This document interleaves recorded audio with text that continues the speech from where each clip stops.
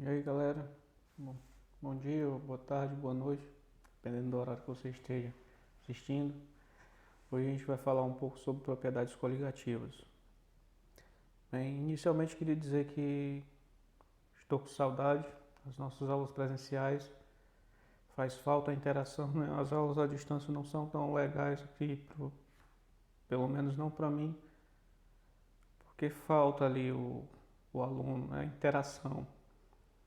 Mas enquanto isso, fique em casa, eu vou dar início à aula. Vou tirar aqui a minha imagem para a gente começar o conteúdo. Propriedades coligativas. Vamos lá. Nas últimas aulas a gente falou sobre soluções.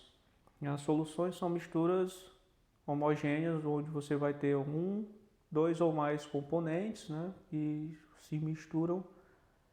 E aí nós vamos ter a questão de concentração. E essas misturas, essas soluções, elas vão ter algumas propriedades comuns. Uma substância pura, ela tem propriedades físicas constantes, principalmente no que diz respeito ao seu ponto de fusão, ponto de ebulição.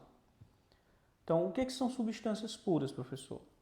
Substâncias puras são aquelas que têm propriedades bem definidas, né, como ponto de fusão e ponto de ebulição. Nós temos dois tipos de substâncias puras, que são as puras simples, onde nós temos apenas um tipo de elemento químico, né, presente.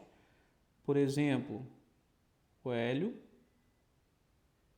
que eu só tenho átomos de hélio, gás oxigênio, onde eu tenho apenas moléculas de O2, fósforo, né, o P4, o enxofre, e aí nós vamos ter também outros tipos de substâncias puras, que são as puras compostas. Composto ou composto químico, nós vamos ter dois ou mais elementos químicos formando aí a substância, né? Como por exemplo a água, onde você vai ter hidrogênio e oxigênio, H2O, o ácido cianídrico, HCN, dióxido de carbono, CO2, etino, né? Aqui C2H2. São exemplos para substâncias puras compostas ou compostos químicos. Quando você adiciona um soluto num solvente, você vai alterar algumas propriedades desse solvente, né, no que diz respeito ponto de fusão, ponto de ebulição, nós vamos ter alterações significantes. E essas alterações são chamadas de propriedades coligativas. Bem, uma substância ela pode estar em qualquer fase, né? Ela vai depender, a fase da substância, de duas variáveis, que são pressão e temperatura. Temperatura versus pressão. Então, o diagrama de fase é uma ferramenta onde você tem a possibilidade de visualizar qual é a fase da substância que ela se encontra, né, em determinada pressão e temperatura. Por isso, de novo, né, a fase da substância ela vai depender de pressão e temperatura, mas a pressão ela não é um fator tão fácil de estar alterando. Então, normalmente trabalha-se com variações de temperatura, né, que é uma variável mais fácil de se trabalhar. Então, nós temos aqui o diagrama de fases para a água. É importante ressaltar aqui que cada substância tem o seu próprio diagrama de fases. Vamos observar aqui o seguinte: qualquer região aqui dentro, desculpa, qualquer ponto aqui dentro dessa região vai estar no estado sólido. Qualquer ponto nessa região aqui, todinha, né, entre essas linhas aqui, fazendo quase que um V, estarão na fase líquida. E qualquer ponto aqui nessa região todinha aqui dessa área, nós teremos a água na fase gasosa. Então, observe, né, tem uma variação de pressão e temperatura. Então, por exemplo, eu vou dizer que vou marcar esse ponto aqui. Então, esse ponto eu vou ter essa pressão e uma dada temperatura. A fase da substância na fase gasosa. Nós vimos lá no primeiro ano que algumas passagens de fases, né, tem nomes específicos, né? Fusão, passagem do sólido para o líquido. Então, tudo que tiver nessa linha aqui, ó, vai significar fusão. Então, a fusão vai ser passagem do sólido para o líquido. E nessa passagem, nessa linha aqui, nós temos a coexistência de duas fases, que são a fase sólido mais líquido. São pontos específicos, né, de pressão versus temperatura, onde nós teremos essas mudanças. Qualquer que seja, né, o ponto marcado nessa linha aqui, desculpe aí pelo traço, nós teremos a mudança do líquido para o gasoso e vice-versa, gasoso para o líquido. Então, nessa linha aqui, nós vamos ter o chamado de ebulição, né? E aqui nós teremos passagem direto do sólido para o gasoso. Beleza, professor?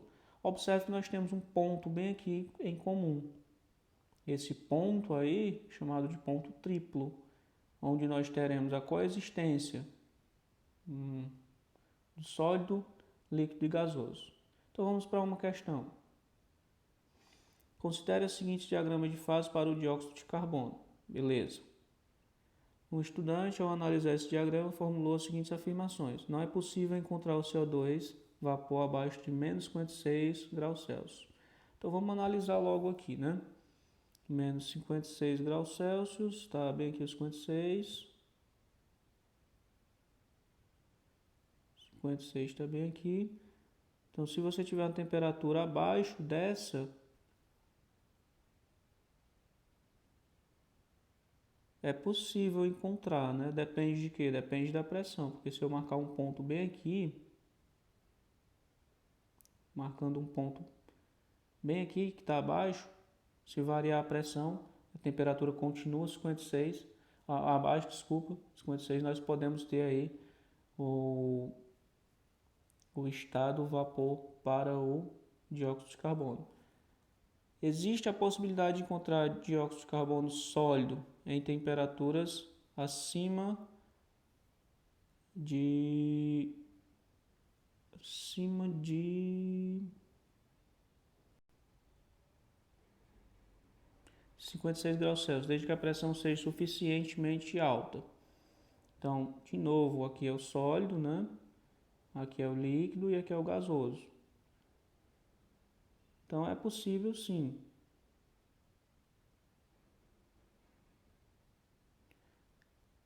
Três, a essa determinada pressão e essa temperatura, coexiste o equilíbrio da água líquida, vapor e gelo. Aqui a gente está falando, no caso do dióxido de carbono, né? Não a água. Se você observar para cá, não vai valer, mas se você analisar para esse lado, essa afirmativa é verdadeira. Ó. Aqui o ponto específico. 0,006 atm, 0,01. Nós vamos ter a coexistência das três fases, né? Que é o chamado ponto triplo. Então é verdadeiro. E a 4, não é possível encontrar água líquida em temperaturas inferiores a menos 0,1 grau Celsius. Se você observar aqui, está aqui a temperatura, se baixa a temperatura e sobe a pressão, é possível sim. Então aqui nós temos como alternativa verdadeira o item C. Vamos para o próximo. Qual das setas corresponde ao derretimento de um pedaço de gelo debaixo de uma pia, né, sobre uma pia, deixado sobre uma pia? Então nós vamos ter a passagem do sólido para o líquido. E a temperatura ela vai variar, mas a pressão ela vai ser constante. Então, observando aqui, nós temos a seta B, que representa o derretimento, certo? E aí pergunta na 4, qual das setas representa a ebulição da água em uma panela aberta? Aqui nós vamos ter a passagem do líquido, que vai estar nessa região aqui para o gasoso, que vai estar nessa. Então, qual é a seta? A seta C. Pressão de vapor de um líquido, né? Aqui nós temos um exemplo de um líquido que está em um recipiente fechado e que entre o líquido e a tampa do recipiente tem o vácuo. No começo, o líquido evapora rapidamente, mas depois essa evaporação ela vai diminuindo até ficar constante. Então, aqui é a situação 1 e a situação 2.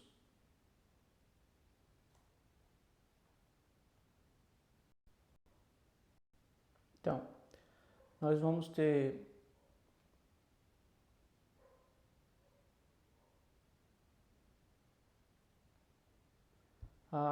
o líquido, né? Ele vai evaporar aqui no começo, não tem nada de vapor.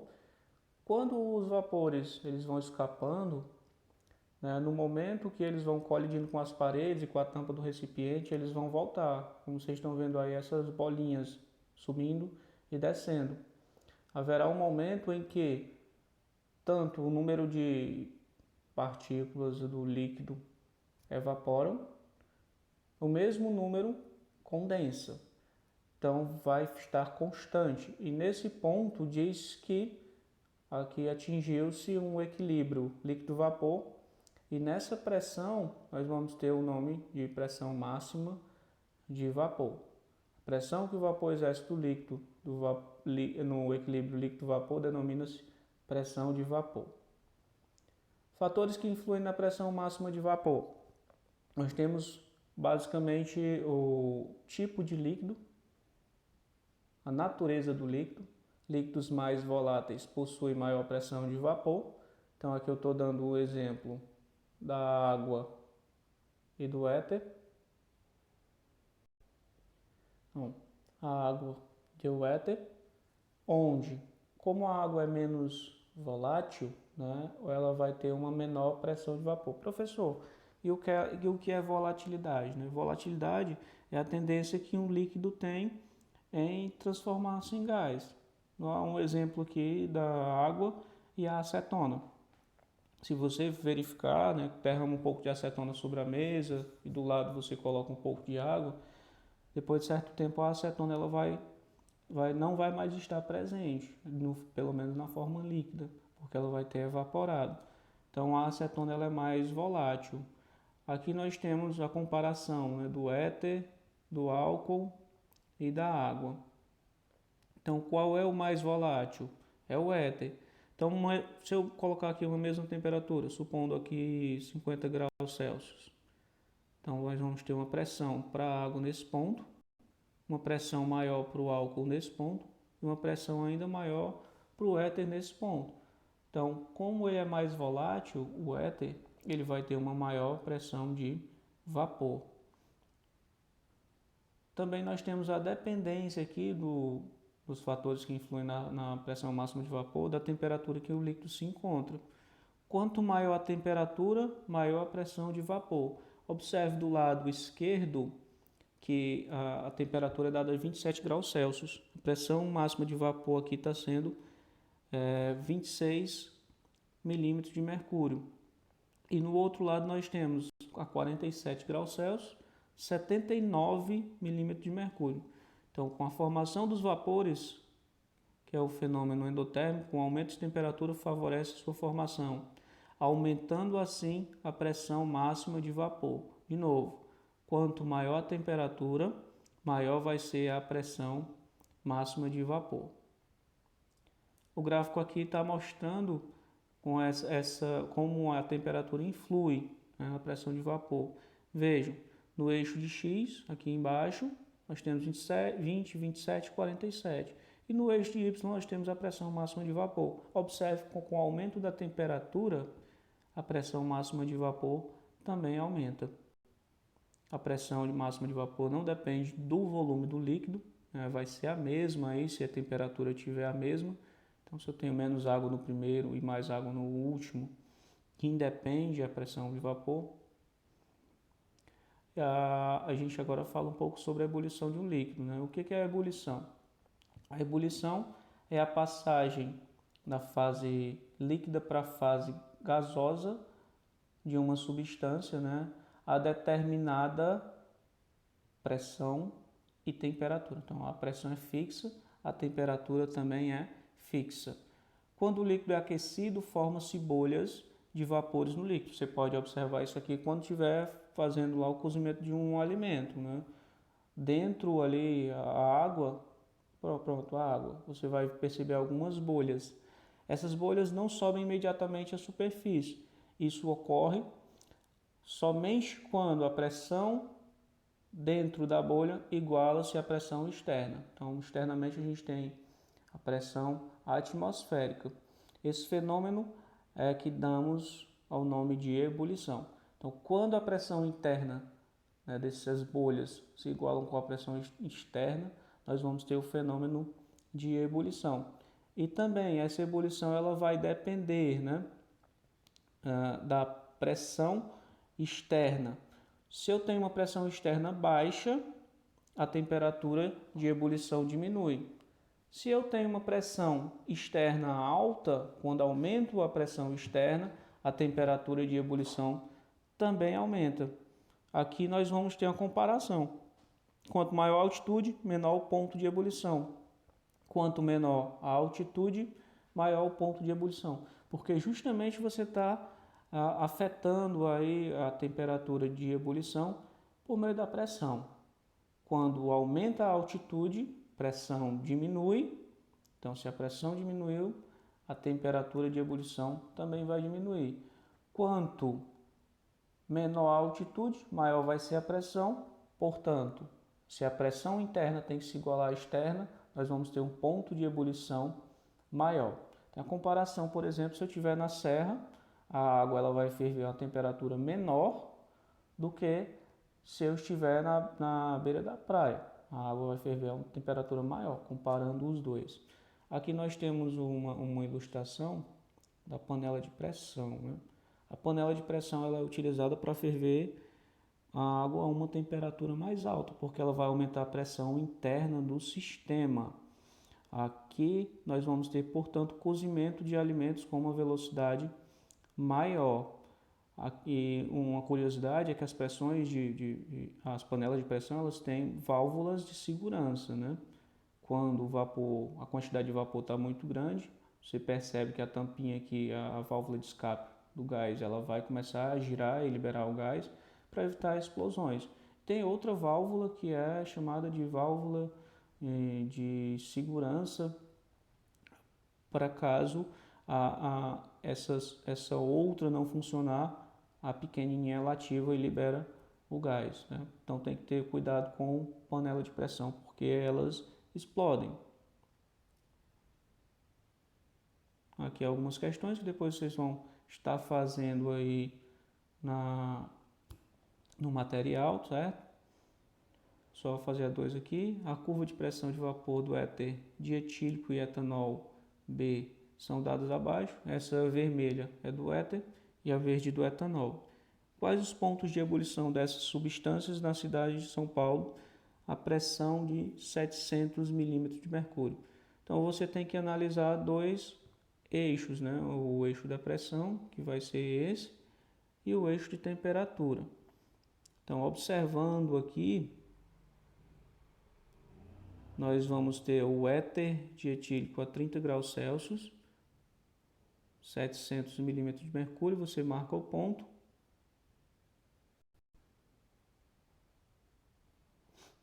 Em 700 milímetros de mercúrio, você marca a pressão aqui e observa a temperatura. A temperatura aqui para o éter é 30, né? E a 700 de novo aqui em cima, você vai observar qual é a temperatura para o etanol, que é em torno de, fica entre 70 e 80, né? Então é 75. A 500 milímetros de mercúrio e 50 graus Celsius, qual é o estado físico de cada substância. Então você vai apenas marcar aqui. Observe, 500 nesse ponto aqui e 50 graus Celsius. 50 graus Celsius aqui. Então, se está abaixo para uma substância, ela vai estar no líquido. Se está acima, ela vai estar para o vapor. Então, bem nesse ponto, para o éter, a fase ela é vapor e para o etanol é líquido.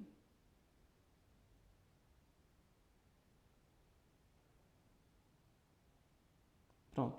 Eu vou encerrar aqui para a aula não ficar muito grande. Depois a gente continua aí falando sobre propriedades coligativas. E eu vou deixar uma lista de exercícios para que vocês façam. Valeu!